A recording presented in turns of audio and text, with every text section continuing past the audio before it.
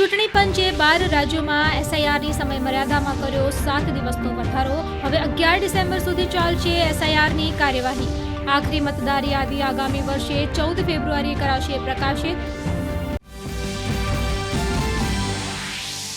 રાષ્ટ્રીય એકતા યાત્રાના આજે 5મા દિવસે જાંબુવા ખાતે ભૂતપૂર્વ ઉપરાષ્ટ્રપતિ વેંકૈયા નાયડુએ સરદાર ગાથા સભાને કર્યું સંબોધન. કહ્યું, ભારતની ભાષાકીય, સાંસ્કૃતિક અને ધાર્મિક વિવિધતા જ ભારતની સાચી શક્તિ.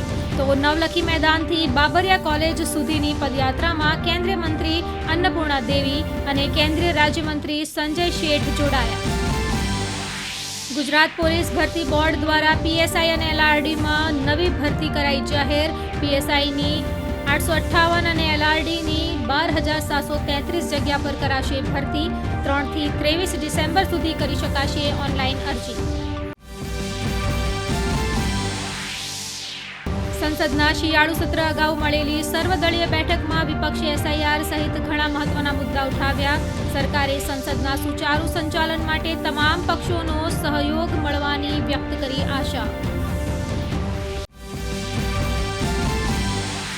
છત્તીસગઢના રાયપુરમાં 60મી ડીજીપી આઈજીપી કોન્ફરન્સમાં પ્રધાનમંત્રી નરેન્દ્ર મોદીનું સંબોધન. પોલીસિંગના આધુનિકીકરણ અને પુનઃરચના પર મૂક્યો ભાર. પ્રતિબંધિત સંગઠનોના નિયમિત નિરીક્ષણ માટે વ્યવસ્થા ઊભી કરવાની ગણાવી જરૂરિયાત. પ્રધાનમંત્રી નરેન્દ્ર મોદીએ મન કી બાત કાર્યક્રમની 128મી કડીમાં નવી સિદ્ધિઓ અને ભવિષ્યની આશાઓનો કર્યો ઉલ્લેખ. સૌથી મોટા લીપ એન્જિન MRO ફેસિલિટી શરૂ થતા અને INS માહે ભારતીય નૌકાદળમાં સામેલ થયાનો કર્યો ઉલ્લેખ.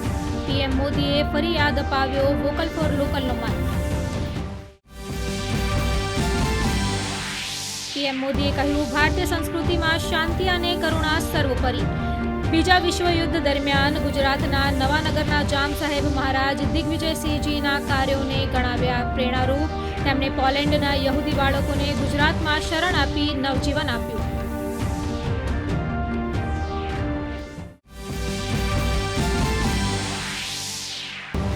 નેશનલ હેરાલ્ડ મામલામાં દિલ્હી પોલીસે ઈડીની ફરિયાદના આધારે સોનિયા ગાંધી અને રાહુલ ગાંધી સામે દાખલ કરી એફઆઈઆર.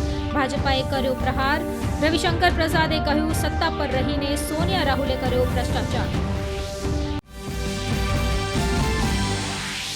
તમિલનાડુ પુડુચેરી દરિયા કિનારા નજીક વધુ તેજ બન્યું ચક્રવાત દિત્વા.